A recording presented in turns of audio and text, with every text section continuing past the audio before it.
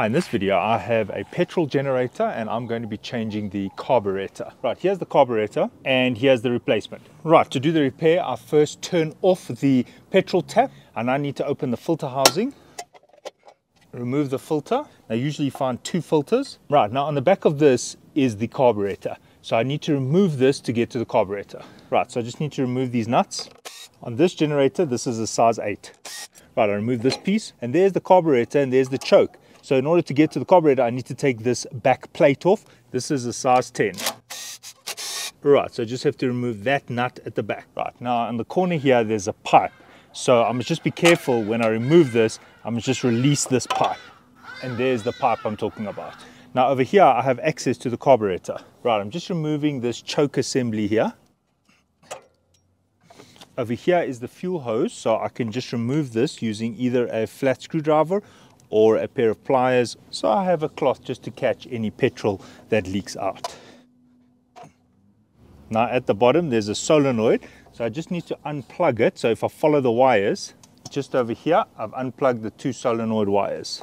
Now over here I've got a spring which I release. So there's a hook there. Right, there is this lever that needs to come out. So what I do is I pull this to the side. It is spring loaded, so I'm pulling that like that.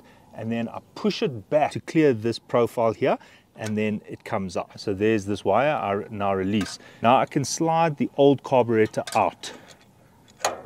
Now there is a gasket here, so be very careful because you don't want to break the gasket. You might have to reuse it if you can't locate a new one. So using this blade, I carefully unseat this gasket. See there, the gasket is coming off. Now if you haven't got a replacement gasket, just leave this one in place and put your new carburetor. But I highly recommend replacing the gaskets when you replace your carburetor. So there's a gasket on this side as well as this side. Before installing your new carburetor, just wipe the area clean. I just use some thinners. Right, here's my replacement gasket. It's just a little bit different in that the choke has a lever instead of a puller, but it will still work. So all I need to do is slide this in now. And it's a perfect fit. Just make sure you've inserted your brand new gasket at the back there. Right, now I insert the fuel hose.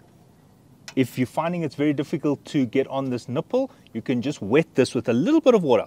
And then that just slides on now.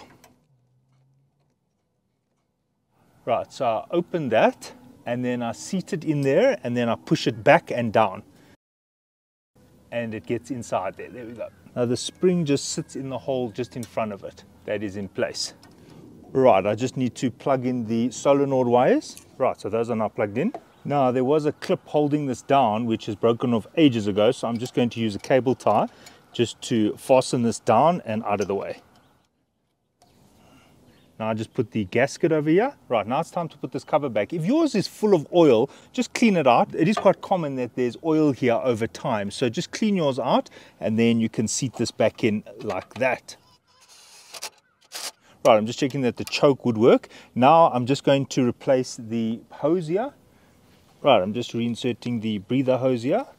If your filter housing is oily, just give it a wipe down. Right, I just return the nuts. And if yours is oily, just wipe it out. And if your filters also have a lot of oil on them, wash them, get the oil off. You can wash it with alcohol and then let them dry and then reseat them, or you can replace them if they are really worn.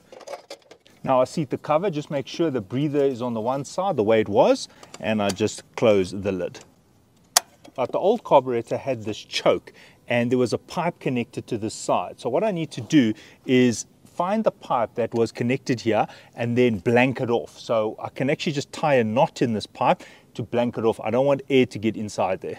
Right, so on this very old generator, I don't use this pipe. The choke works as follows. It just has a lever left and right. Now when it's time to start the generator, I just open the fuel tap.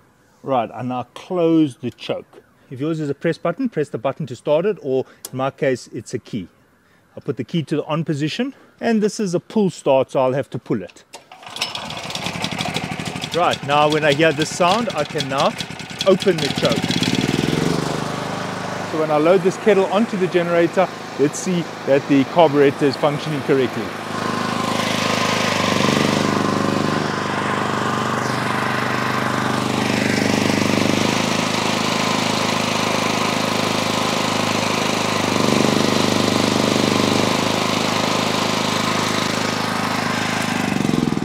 after you've run your generator for a bit, come back to check if there are any leaks, and in this case there are no leaks. The job is done. Thanks for watching and cheers.